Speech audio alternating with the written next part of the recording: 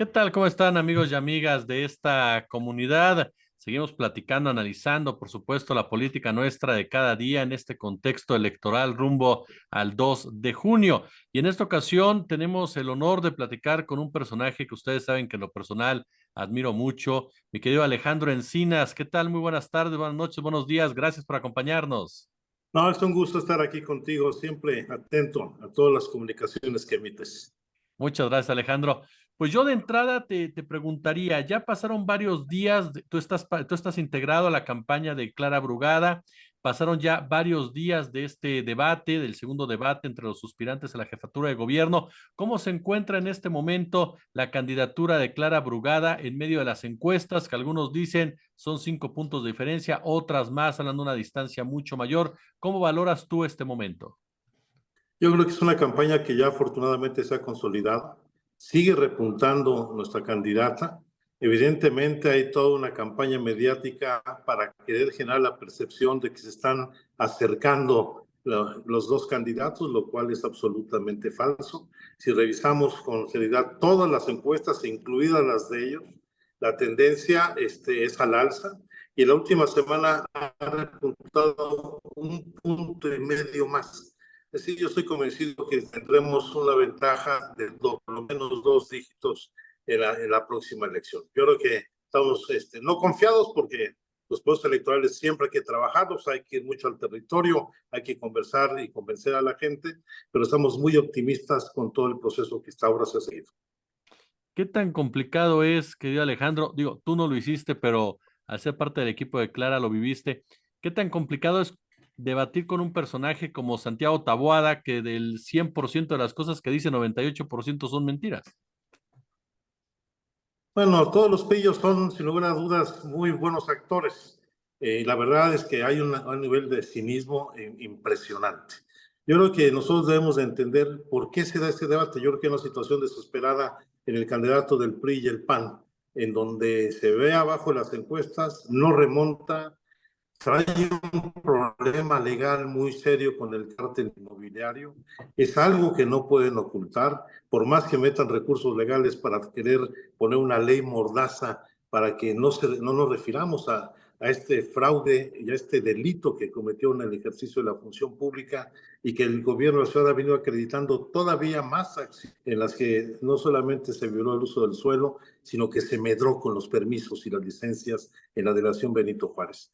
Entonces, Clara es la puntera, Clara va a ser la ganadora.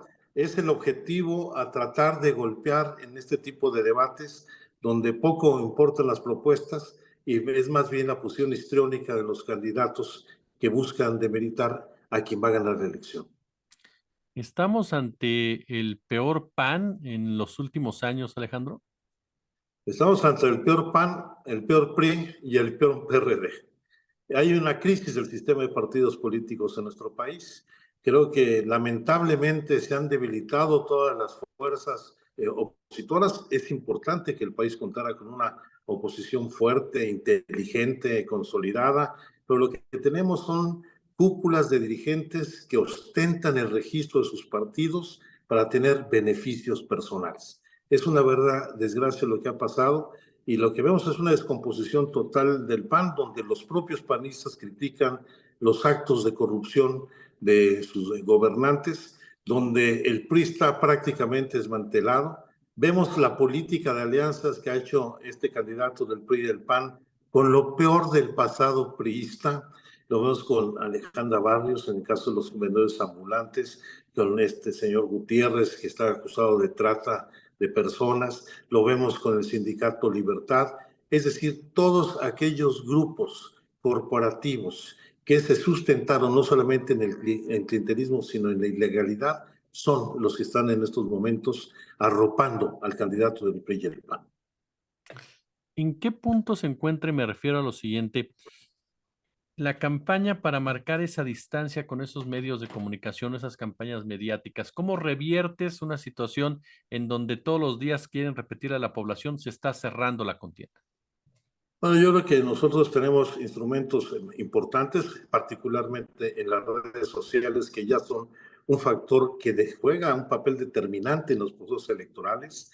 Ya los medios de comunicación tradicionales están en un proceso de agotamiento y de pérdida de credibilidad de manera sistemática, continua y permanente, pero lo más importante es el contacto personal, el contacto en el territorio, no solo de la candidata a la jefatura de gobierno, de Clara, sino de todos sus candidatos a la senaduría, a las diputaciones federales, a las alcaldías, a las diputaciones locales, a los propios candidatos a los consejos de las alcaldías. Y al mismo tiempo, pues también hay que reconocer pues que los resultados del gobierno de Morena desde el 2018 a la fecha, y más con el arribo a la presidencia de la República del presidente López Obrador, han tenido un impacto muy positivo que facilita este trabajo territorial.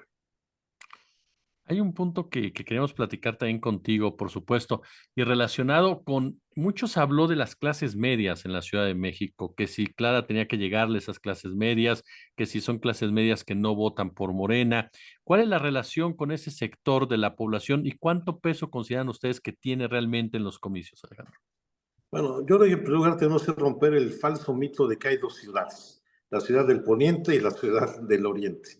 Como si en el poniente solo hubiera sectores medios de la población y no hubiera sectores populares, y como si en la zona oriente no hubiera también sectores medios e incluso de altos niveles económicos. Eso es un mito que ha generado o ha buscado generar una polarización dentro de la ciudad.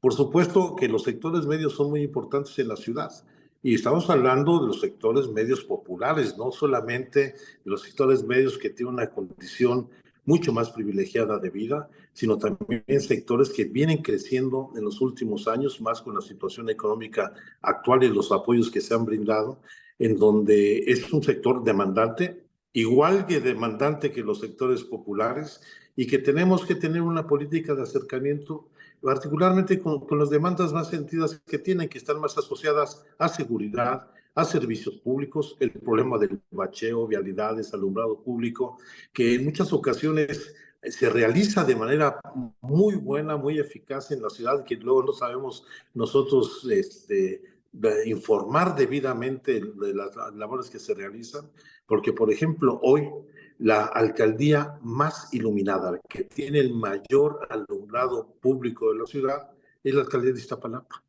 Y eso pues no se puede ocultar, baste simple y sencillamente cuando uno viene de regreso en la autopista Puebla-México, ver la ciudad en su extensión, o cuando vienes de la carretera de Cuernavaca, como la zona más iluminada hoy de la ciudad es en la zona oriente, la alcaldía de Iztapalapa. Entonces, también hay que hacer una discusión política, ideológica con ellos, porque lamentablemente en muchos casos se incuba un discurso añejo, ya rancio, de que si se vamos a hacer expropiaciones, de que si vamos a quitar la propiedad de las personas para entregárselas a quienes no tienen vivienda, que si van a hacerse públicos todos los consultorios médicos, eso que fue muy propio de los años 60, cuando estaba la guerra sucia en el conflicto entre las potencias de la Unión Soviética y los Estados Unidos, que nada que tiene que ver con nuestra realidad.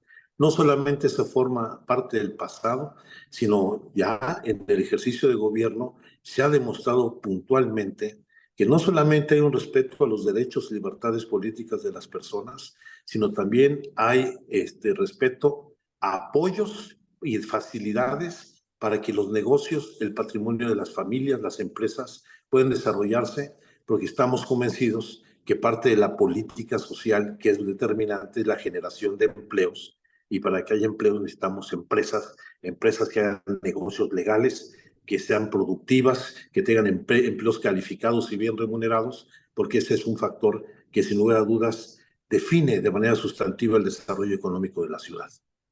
¿Cuál es la diferencia entre el proyecto económico de Clara Brugada y el de Santiago Taboada? Bueno, Santiago está más en una lógica gerencial. Esto que ha venido manejando el PAN desde que llegó Vicente Fox al gobierno federal, donde entienden al gobierno como una gerencia, como si fuera una empresa pública en donde se dedica básicamente a concesionar las obras, los servicios de carácter público. Yo creo que evidentemente en el corazón del proyecto del candidato del PRI, del PAN, prevalece ese proyecto neoliberal que quiere desmantelar las responsabilidades sociales del Estado, y lo ha dicho en diversas ocasiones. Lo hemos visto en el caso del agua. Dice que le va a vender el agua residual al sector privado, pero no dice que se la va a comprar posteriormente o va a permitir que estos la vendan para su reuso o incluso potabilizada para el consumo humano. Yo creo que la gran diferencia es esta vieja lógica de la privatización y el desmantelamiento de las responsabilidades del Estado, cuando nosotros estamos buscando crear no solamente fortalecer las labores de un estado de bienestar, sino dar el paso más importante que ha establecido nuestra Constitución del 2017, que es crear el sistema público de cuidados para ser una ciudad cuidadora, en donde no solamente los derechos que existen en nuestra Constitución estén claramente establecidos en esta, sino que puedan hacerse realidad.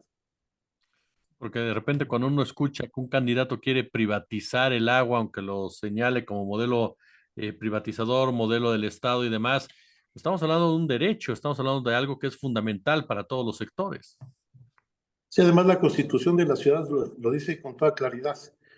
Hay un derecho humano al acceso al agua y al mismo tiempo establece con toda claridad que no se permite en la Ciudad de México la privatización de este servicio. Además, se está engañando a la gente porque hay una disposición constitucional que se debe cumplir. El tema de la seguridad, Alejandro, que es otro de los temas sensibles, por supuesto, y que se han estado discutiendo. Clara Brugada, ¿por dónde profundizaría? A final de cuentas, según los datos, según los números, Omar García Harfuch con Claudia Sheinbaum arrojan buenos resultados. ¿Por dónde profundizar en ese tenor? Pues yo creo que fundamentalmente consolidar lo que se ha avanzado, pero fortalecer las capacidades institucionales de la policía capitalina, no solamente más policías, mejor calificados, con condiciones dignas de trabajo, con salarios bien remunerados y con el desarrollo de nuevas tecnologías, particularmente en las áreas de inteligencia. Has de recordar que se creó el área de inteligencia de la Secretaría de Seguridad y Protección Ciudadana, es la primera vez que existe. Eso ha tenido ya resultados, lo cual tendrá que fortalecerse no solamente con las labores de investigación, sino para identificar fundamentalmente las zonas de operación de grupos delictivos que están generando los delitos de mayor impacto social. Para eso, pues habrá que fortalecer el C5. Habrá un mayor número de cámaras, pasaremos de 75,000 a 150,000 cámaras de biovigilancia, pero también con sistemas de análisis de inteligencia. No basta que tengamos las imágenes de toda la ciudad, sino también la capacidad de analizarla para poder perseguir efectivamente el delito. Esto tendrá que acompañarse de un mayor trabajo territorial. Se ha sectorizado ya las labores de la policía de la ciudad y esto implica acercamiento con la población. Se va a fortalecer la policía de cercanía y de primer contacto y se atenderán en este trabajo territorializado por sectores las áreas donde registremos los mayores índices delictivos. Ahí también donde estén las principales áreas de marginalidad y desigualdad para atacar de raíz los problemas junto con la población que pues conoce qué es lo que pasa en su barrio, en su pueblo, en su colonia, sabe dónde está la tiendita del narcomenudeo, sabe cuál es el grupo delictivo, en dónde está y cómo operan, y evidentemente eso va a ser la tarea fundamental para fortalecer lo que hasta ahora se ha avanzado. Alejandro, tú fuiste, de cierta forma, estuviste al frente de la Ciudad de México cuando Andrés Manuel López Obrador busca la candidatura presidencial. ¿Qué ha Así es. cambiado? ¿Qué ha cambiado la Ciudad de México cuando tú estabas al frente, cuando fuiste parte del gobierno de Andrés Manuel y la actualidad de la Ciudad de México en el tema del votante, en el tema de la demanda ciudadana? Bueno, yo creo que ha habido en estos, ya son 20 años, salimos, bueno, 18 años que salimos, sí ha habido una consolidación de la corriente electoral de Morena en la ciudad.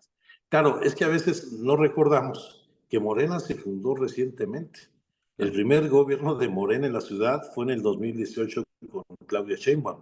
Por supuesto que estamos abrevando de la experiencia que hemos obtenido desde el primer gobierno democrático electo en la ciudad, de Eligio Cárdenas en 1997, a todo lo que hemos transcurrido con Andrés Manuel, con Marcelo, el bache en que caímos con Mancera, en fin, pero hemos hecho una evaluación y creo que hoy el programa de gobierno que se está elaborando y sometiendo a la discusión de la población es el más acabado que tenemos. ¿Por qué? Pues evidentemente porque hay una experiencia acumulada de gobierno, ha habido resultados, resultados muy importantes en materia de movilidad, de seguridad pública, de recuperación de los espacios públicos, de desarrollo de la infraestructura social, que se tiene que seguir desarrollando, y creo que el cambio es que después de que recibimos a la Ciudad de México en 1997, que era considerada en aquel entonces la ciudad más peligrosa del mundo, a una ciudad que ya está en niveles de seguridad aceptables que tenemos que mejorar. Se ha hablado mucho que Claudia y Clara Brugada, Claudia Sheinbaum, Clara Brugada son la verdadera izquierda al poder en esta oportunidad, o esa izquierda pura que de una u otra manera no tuvo nunca un vínculo con el PRI. ¿Puede marcar esto una mayor profundización en torno al segundo piso de la cuarta transformación? Yo creo que evidentemente la trayectoria política de nuestras dos candidatas forma parte de su acervo político, y evidentemente las dos vienen de procesos de lucha política desde la oposición, vinculadas a los movimientos sociales, a las causas en la defensa de los derechos ambientales, del derecho de las mujeres, la defensa de los derechos humanos, la lucha por la libertad política, el derecho a la asociación, a la democracia sindical, que evidentemente van a formar parte de la forma en que ejercen ellas su gobierno. Señor Alejandro, dos preguntas finales. La primera de ellas es, ¿qué esperas de la oposición? ¿Qué están esperando ustedes rumbo al final, ya al tramo final de esta contienda? Después de lo que vimos con Taboada, los consejos que están dando del Go Negative a nivel federal, a nivel local, ¿qué están esperando ustedes de parte de la oposición de aquí al 2 de junio? Es una intensificación de la guerra sucia, de las campañas de noticias falsas, de acusaciones sin fundamento. Yo creo que están muy preocupados. Se ha hundido ya su candidata a la presidencia de la República, se ha hundido ya el candidato del PRI y del PAN aquí en la ciudad, y pues van a estar muy desesperados, y seguramente en este proceso pues van a profundizar lamentablemente la guerra sucia en lugar de elevar el nivel político de la contienda. Y finalmente yo te preguntaría, Alejandro, ¿qué cambió del 2021 al 2024 en torno a Morena? ¿Qué ha hecho Morena diferente para erradicar lo que pasó en ese 2021, en el cual se empodera de cierta forma la oposición en ese año? Bueno, yo creo en primer lugar ya dejaron atrás el exceso de confianza.